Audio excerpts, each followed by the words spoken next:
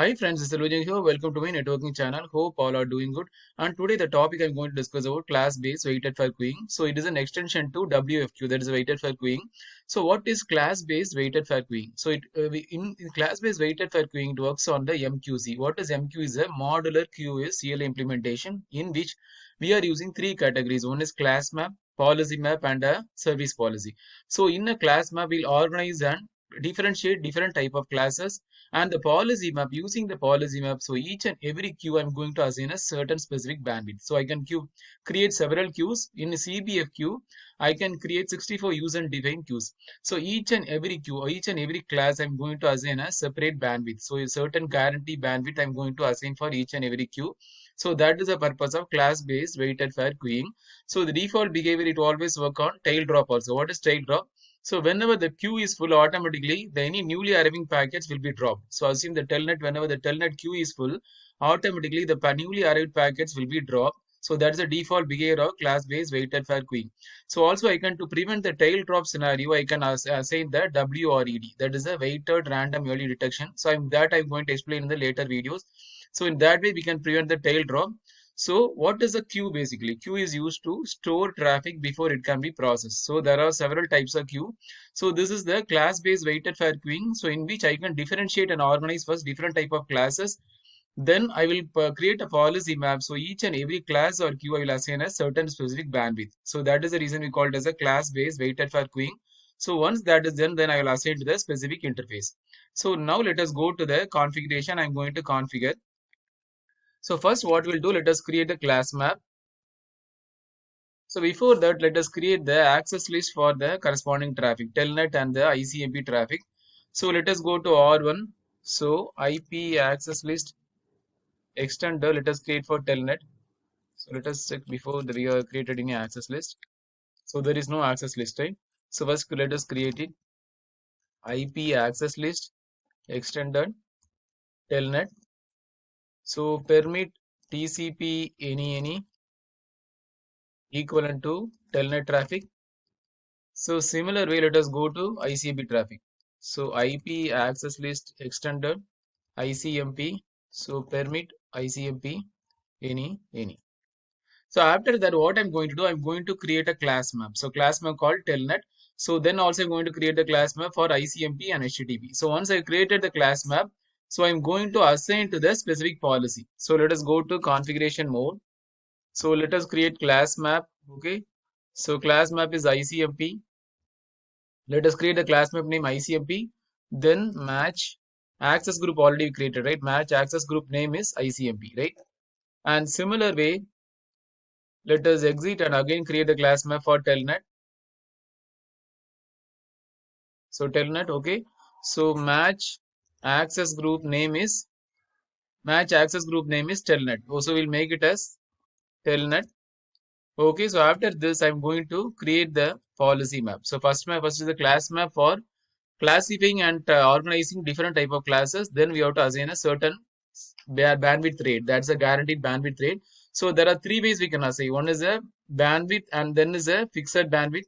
So I'm going to show you how to configure that. So let us go to policy map, say policy, and now let us create the class. So class is first is telnet. So then there are three ways we can assign. So first we can set a fixed bandwidth in a kilobits per second. So bandwidth, you can see here it is in kilobits per second. So now let us assign this some 300 kilobits and again exit. So then again create a class for ICMP. So that's the ICMP we have created, right? Class is ICMP. Yeah, the class map is ICMP. So now let us create the class map ICMP. So we have to map the corresponding class to the policy. Then I'm going to set a bandwidth, specific bandwidth rate for this ICMP traffic. So bandwidth will set it as 200 kbps. So now let us exit. So then we'll go to, yeah. So then let us exit. Now I'm going to apply this to the corresponding interface. So this interface is serial 2x0. So let us go to configuration mode, interface serial 2x0, service policy output policy. Okay, that's a policy map. So now let us see that. Show policy map interface serial 2 by 0. So you can see here, right, each and every specific bandwidth for telnet and for ICMP and for class default. So telnet, this is the thing we are saying. What is the thing? Bandwidth is 300 kbps. So there will be threshold for each and every queue. So telnet, there will be threshold, only certain threshold it will reach. Once it reaches a certain threshold, automatically the packets will be dropped. So any newly arriving packets will be dropped. That is the default behavior, what we called as a tail drop. So that packet drops I can prevent using mechanism called RED or WRED. So RED or WRED will detect the congestion earlier. So congestion is nothing but whenever when it exceeds a certain bandwidth rate, automatically the packets will be dropped, right? So when that congestion happen, we can also avoid the congestion by using this mechanism. So that we have to configure separately. I can show it in my later videos. So the second thing is ICMP. We are saying the bandwidth is 200 kilobits per second. So this is the way we have to configure the class map, class based weighted file queuing, right? So now let us check the interfaces. Show interfaces serial 2 by 0. So in that serial, you are able to see, right, this is how we are what are things we have configured. This is the output queue we have configured, and it will always show the default thing. What is the output queue and what is the total? This is a max total and the threshold, and there is what are the drops. If there is any drops, it will show. So these are the things, and available bandwidth it is showing 658 kilobits per second. So now what I'm going to do, this is the one way of configuring. So now let us go to the second configuration. What is the second configuration is I can configure using a percentage of bandwidth. So this how it is taking, right? So the total bandwidth is 1544 kilobits. So that is the reason you are it is consuming this 300 plus 200 500. So the remaining it is showing that. So the remaining bandwidth is it is showing here, right, 658. So now what we can do it, so we can, I'm going to configure using a bandwidth percentage command. So how to do that? So now let us go to the configuration mode. So let us go to the configuration mode. Let us remove the policy map again. Policy map, polis. So I'm going to configure by the bandwidth percent command. So I'm going to show that. So policy map, polis. So the class is telnet, right?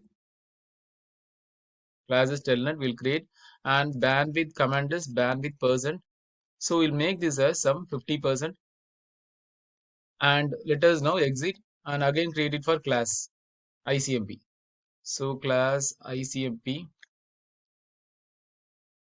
So what is the class we have created is ICMP, right? So we can check by class map. Show class map. So one is telnet and ICMP. Yeah. So go to the configuration mode, policy map, polis, and the class is ICMP. And now let us create the bandwidth. So bandwidth percentage, I'm going to create in the form of percentage. First I created the bandwidth. So that is a fixed bandwidth in the kilobits per second. So this will calculate in a percentage. So I'm going to show you how to we can calculate that. So bandwidth percent, I'm going to set it as some 40%. Now exit. So now let us view the policy map. So policy map, interface, serial 2 by 0. So there is nothing is there. So we have to apply to that corresponding interface. So go to interface, serial 2 by 0, service policy output policy. So you are able to see, right, what you are seeing, right? So it is a requested bandwidth is 40, but available only is 25%. That means, so what it means is total is only 75% will be reserved bandwidth. So we have created telnet some traffic, and telnet we have created 50 and 30. So it is exceeding this bandwidth. So the total link bandwidth is 75% reserved. So since it is exceeding, we are able to see after applying it is showing only 25% is available. So class request we have 40 were given. So only 25% is available. So now we have to change that. So if you want to view the configuration, let us see. Go to show run. So now let us view the see here we have configured 50 and this 40. So that will not allow because only our reserved bandwidth is 75%. So we have to make, change this to 25%. So now let us change it out. Go to the configuration mode and policy map polis, and the class is ICMP. So ICMP, let us remove the bandwidth percentage first. Bandwidth percent, then let us configure as bandwidth percent 25. Only 25 is available, right? So now let us now configure. Now we apply to the corresponding interface. So go to the configuration mode, interface serial 2 by 0, service policy output, and then we have to apply this. So after that, you can see it in percentage wise. So now you can see here 50% of the bandwidth assigned for this corresponding queue. What is that queue? Telnet queue, and this is a bandwidth it is already automatically will calculate 772 kilobits. So 50% of the corresponding bandwidth will be 772. So this is a maximum threshold. Similarly, ICMP, what is the bandwidth it is using? 25%, right? So the bandwidth is 386. How we can calculate that? Show interfaces. So it's a very simple calculation. Show interface serial 2 by 0. So let us see here the 1544 kilobits, right? The total bandwidth is, so 50% of that corresponding bandwidth. So what is the, let us say, so 50% will be 0.50 into 1544. So that will approximately come as 772. That's the reason you are seeing here. So the similar way it is calculated. So this is 30%, right? 25%. So 25% of 1540 will be 386 kilobits per second. That is 25% of the total bandwidth, what we have default bandwidth. That is 1544, right? So that's the way it will calculate. So only 70% is done. So if you want to maximize, you can also configure a specific command, interface serial 2 by 0. So there is a specific command called max reserved bandwidth. So you can also exceed the bandwidth. So but that is not advisable. We have to be very cautious while doing that maximum reserved bandwidth. So these are the two things I'm going to do. So now what I'm going to do, now let us initiate the traffic first. So let us now initiate do a self telnet. So let us do the policy map. So you are not able to see the packet matching, right? So now let us do a self telnet. Telnet 192.168.1.1. Okay, so now let us see. So now you can see the packets are matching 11 packets and 512 bytes. Similarly, for ICMP, you want to generate the traffic. You can generate the traffic from PC1 by pinging this 3.2. So let us go to here.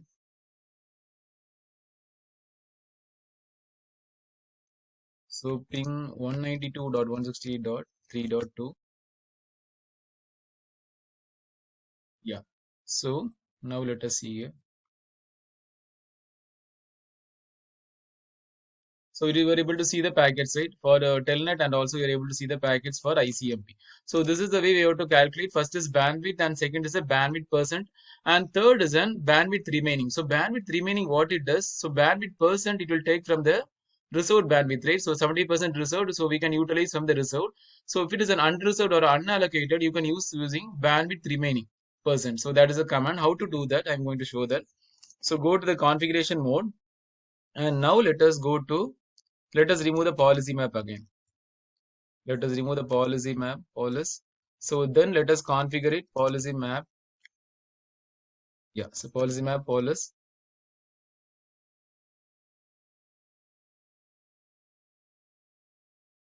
Map, policy.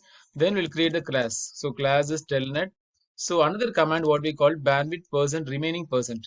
So bandwidth remaining percent. So it will take from the unallocated bandwidth. So it will not calculate from the reserved bandwidth. It will take from the unallocated bandwidth. So that is the way we can calculate this. So you can calculate in percentage. So to say it is around 10%. So the similar way we can assign for ICMP. So now let us see the ICMP traffic. So one is class. So class is ICMP, right? ICMP. So now let us configure that bandwidth remaining percent. So remaining percent, let us make it as 10. So exit.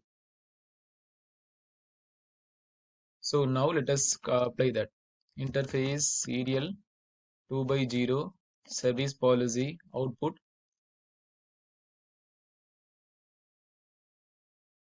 So you can see only difference you can see is bandwidth remaining. So previously you are showing bandwidth remaining. So this is nothing but it will take from the unallocated bandwidth. So bandwidth percent will take from the reserved bandwidth. Reserved is 70%. So you should not exceed that 70%. So bandwidth remaining. So whatever the unallocated thing, right? So whatever thing we not utilize, we can take it from this bandwidth remaining percentage. So that is a way of configuring this class-based weighted fair queuing. So I hope you enjoying this. And the second thing what I want to tell is whatever thing which is not matching this class map category, it will flow to the class default category. So in the class default, what it does, it will automatically configure using the default parameters. So that will automatically do using the first in, first out. So that is the thing of class default. So whatever thing is not matching the categories, it automatically it will fall into the class default. So the only this match traffic will be matching, right? Telnet and ICMP, and whatever the traffic not matching will fall into the class default category. So these are the things, key points you have to understand about. So these are the key points you have to understand about class-based weighted fair queuing. So first we'll classify or organize the traffic using different classes. Then we'll apply the policy. Policy is applied. Then we'll apply a certain set of bandwidth rate, guaranteed bandwidth to each and every class or a queue. So third thing, and after that I will apply to an interface. So these are the things about class-based weighted fair queuing. So the advantage is it works on MQs. MQ is a modular QoS CLI implementation. So these are the three categories: class map, policy map, and service policy.